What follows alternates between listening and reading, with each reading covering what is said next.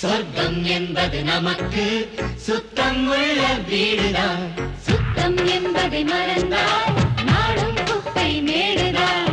சொர்க்கம் என்பது நமக்கு சுத்தம் உள்ள வீடுதான். சுத்தம் என்பதை மறந்தால் நாடும் குப்பை மேடுதான். உலாவும் நிலாவில் வெள்ளை அடிக்கலாம், எங்கேயும் எப்போதும் சுத்தப்படுத்தலாம். சொர்க்கம் என்பது நமக்கு சுத்தம் உள்ள வீடுதான். சுத்தம் என்பதை மறந்தால் நாடும் குப்பை மேடுதான்.